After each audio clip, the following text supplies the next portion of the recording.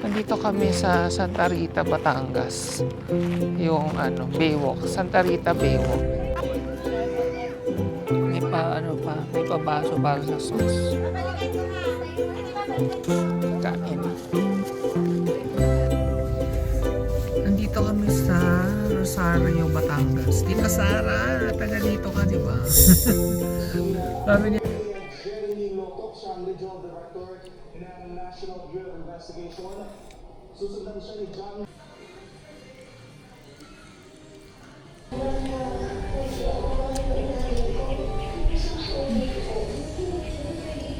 sarap.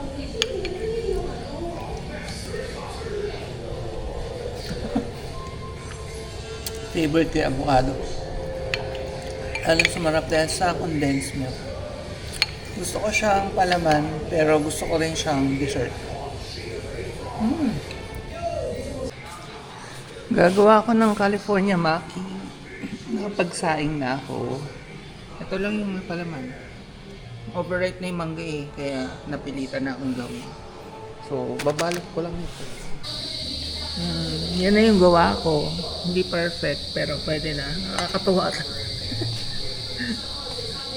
May isa pa, hindi ko pa iniwa. Baka hindi namin maubos.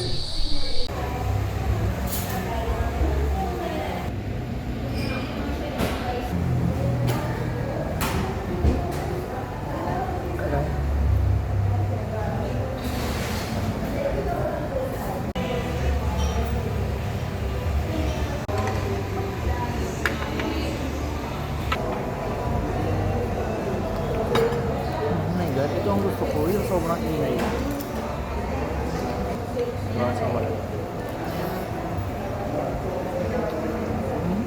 Ito. Tangtan ng mudo. Okay, mas masarap. Masulit naman sa 200 plus.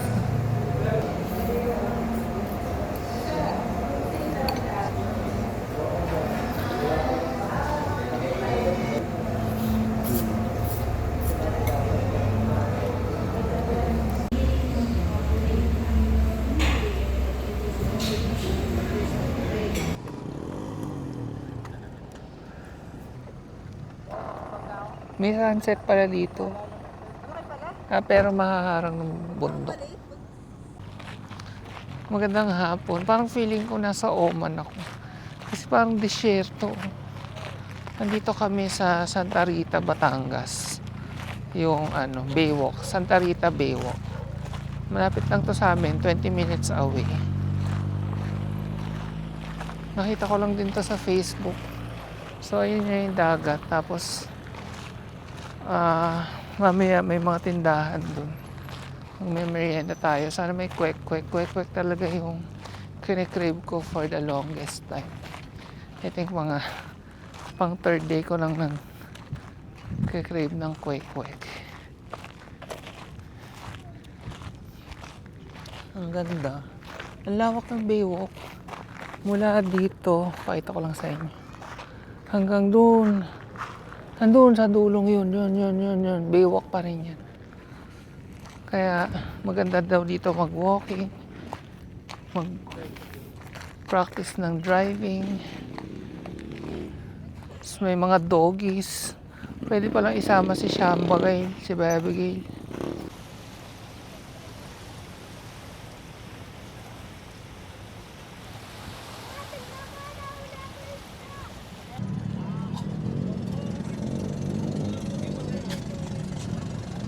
Mabenta pala ang business dito kasi lahat ng nadadaanan namin, hindi, pero yung coffee doon. Ayaw nga, hindi mabenta. Oo. Pero yung mga tusok-tusok, Diyos ko, pinagkakaguluhan. Ito, siomai, ito, pinagkakaguluhan din. Feeling ko pag nagka-shawarma dito. Ayun, pwede yun. Oo. So, Yung shawarma ni Joy, kung nanonood ka, I'm sure hindi ka nanonood. Yung shawarma mo, bebenta dito, kaso ang layo sa San Pablo.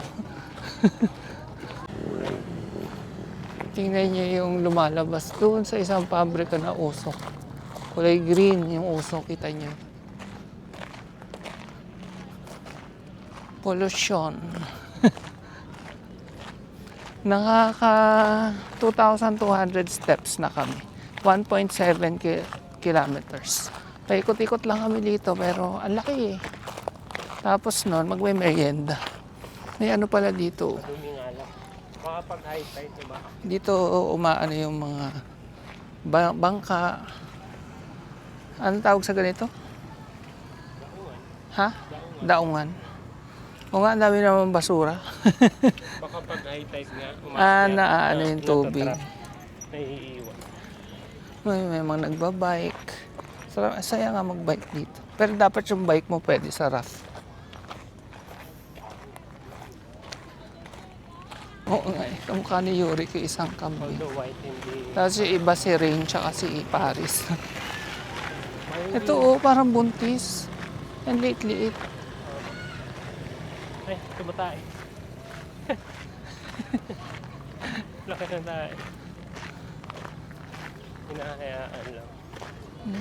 Buti may grass pa. Pag naubos, wala na kayong makakain. Malapit na mag-sunset. 26 po kayo.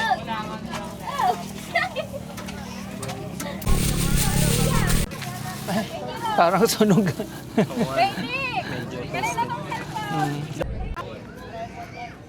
May pa ano pa, may pabaso para sa sauce. Kain. Fairness, masarap yung squid ball nila. Yung nabili namin sa ano, Walang kwenta. sa Alpha Mart, masarap. At gusto ko iniinom yung sauce. Oo, ano. Masarap, may lasa. Tapos yung bouncy. Yung fishball, natikman mo na. Okay, yung fishball, di mahirap. Yung ano, squid ball, masarap. Oo nga. Parang fishball natin. Ang dami pa naman namin binili yung fishball. Ay, putik. Yung kikiam, tikman natin.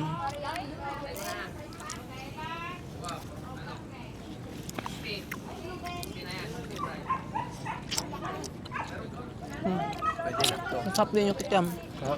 Yung Parang fishball hindi homemade. masarap. Hindi yung mga... Na cheese. Pwede. Cheese steak. Nagmukbang. Init. Init pa. Kaman cheesy. Homemade. Tapos nakapal ng cheese. In fairness, hindi tinipid sa cheese. Kung tutusin, pwede tipidin sa cheese niya. Sarap. Tikman naman natin yung fries.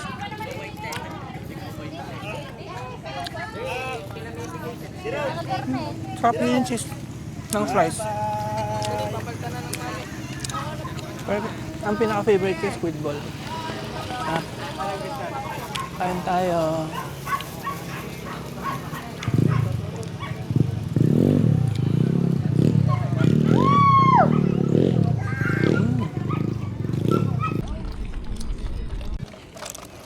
Tingnan niyo yung matcha na to. Alam niyo ba, ceremonial pa to. Hindi siya yung powder lang na tinunaw. Basta yung ginagawa sa matcha. Tapos 70 pesos. Ang perfect ng afternoon as in. Okay naman to, medyo matabang lang. Sabi ko, hindi uso ang asukal. Samantalang sa iba, kailangan mo pang magpa-less sugar. Ito, nasa matabang na side. Pero masarap yung strawberry. Tsaka yung matcha. Anyway, pauwi na kami at kailangan pang mag-walking ng mga babies. Bye-bye. Batangas City pa rin pala to. Barangay Santa Rita lang. Tapos yan, may mga... ganda na ng barko.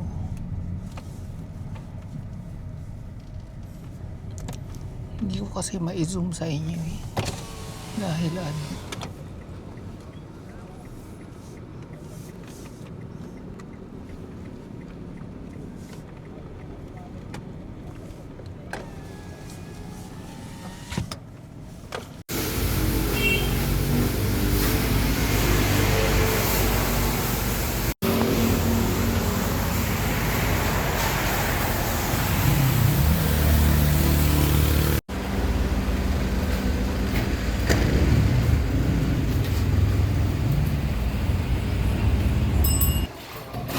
Name na lang sir, ang tatawagan. Bob. Bob.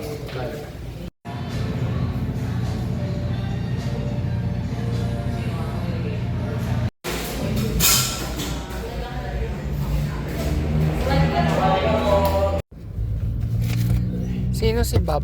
Kilala niyo si Bob? Bob. Bob. Anin ba yung regular? Ayun, ito sa akin, 70. Yan. Yung mango sticky rice nila medyo pricey, 169. Cute.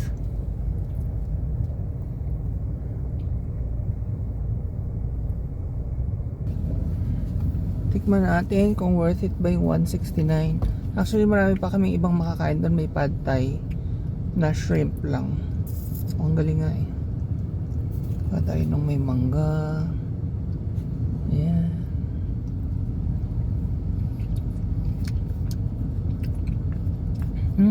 Hindi siya matamis. Sakto lang. As in, parang medyo mataba nga eh. Masarap.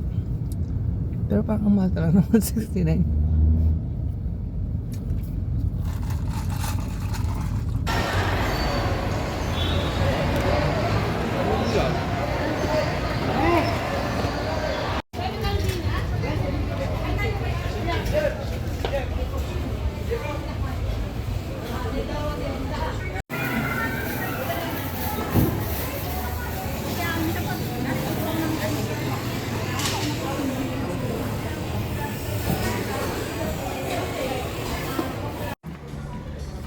Ang galing mo, may drip coffee na decaf. Lumalabas 40 pesos, 25 cents ang isa. 320 to 8 pieces. Decaf din, yes, kape. Saan? Cappuccino, decaf.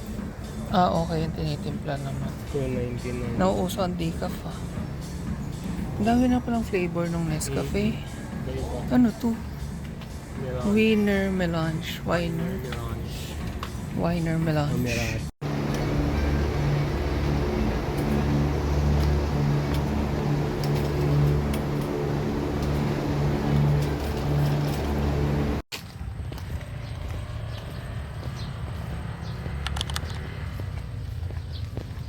Walking. Magandang hapon. Kami nag-walking. Dito lang sa katabing barangay namin.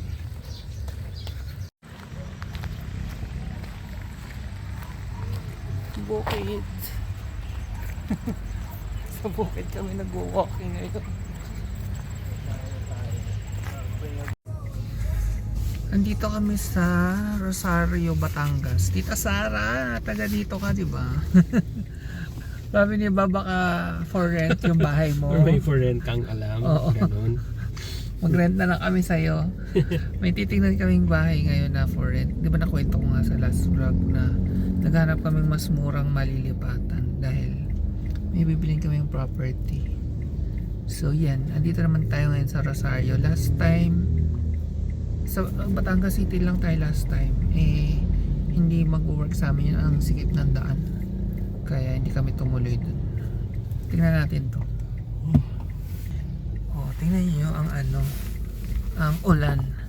Pero it's 4:54 PM pa lang. Akala mo mag-aalas 6 na.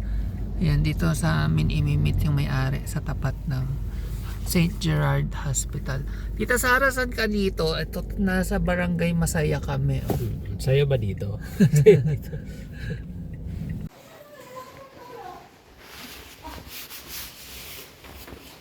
Yeah, okay, kwat. Then, iyan po yung room. Eh, di kayo na lang po magpaganda.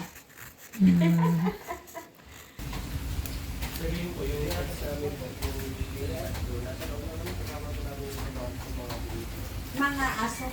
Nang pagpipinta kayo, just ko. At least po may That's right! Huwag na akong iwan. May amin na tayo alis. Kasi ito po, sadya papalagyan ko na ito ng kuwan. pwede po. Ng May lechonan ang iron. Yung mga pahan, hindi kumakain baboy. Tapos, may lechonan sila. Pwede nga paatras. No? Dito. Pwede nga paatras. Hindi kahit doon, pwede pa atras. Basta pag nandiyan na tayo. Nakita na namin yung bahay. okay sa amin. So, sabi namin kay ate or kay nanay, hindi ko masawag na nanay kasi parang ang bata pa yun. Bata pa siya. Pero may anak na siya. At ang business nila, chichunan. So may babuyan sila sa likod. Akala namin mahihiram namin yung isang parang pinto para kay Bailey. Magbababuyan daw sila. Okay lang naman sa amin kasi yung baboy nga hindi naman yan maingay unless gutom. So pag papakainin, doon lang sila nag-iingay. Yung amoy lang yung iniisip ko. Ayun lang, maamoy ang ganyang babuyan. Pero sabi nga, kung sarado naman daw yung bahay. Pero okay na sa akin yung amoy, basta tahimik. Mukhang tahimik naman. Kasi doon nga sa Batangas, minsan may naaamoy din ako eh. Pero syempre, dala lang ng hangin yun. Hindi yung doon mismo sa likod. Ito, sa likod mismo gagawin nilang babuyan. Pero yun sabi namin, kukunin na namin kasi mahirap pa kayo hanap ng ganyan. Na pwede yung baboy, pwede yung pets, tapos walang kapitbahay. Halos, yung dalawang gilid at tapat wala. Yung susunod na kapitbahay, mga distansyang isang bahay pa. Tsaka distansya naman ng konti yung baboyan. Hindi naman directly. Ayun din, hindi naman likod na likod yung baboyan. May space. Tapos, maglalagay daw siya ng isang tao doon kung sakali.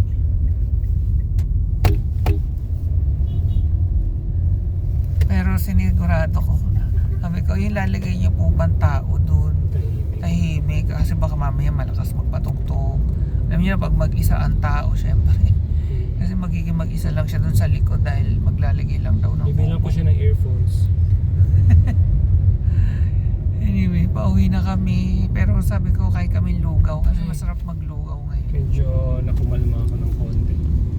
Kasi may nahanap na tayo. Mahirap kasi maghanap talaga. Mahirap. Tapos yung gano'n na willing na may pets. Tapos papalagyan pa ng isang kwarto Mas kasi mabait siya. ngayon isa pa lang yung kwarto. So yung doon sa kitchen medyo maluwang. Tapos may slot para sa aircon.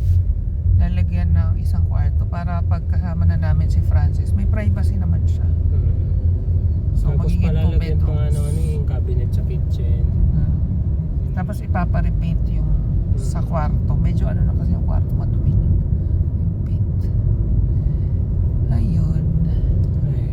Buti na lang nauna kami kasi may isa pang titingin. Buti nag-comment siya. Nag-comment lang yun eh. Nihanap na lang kami lugawan. Sarap. Dito lang kami sa isang tabi.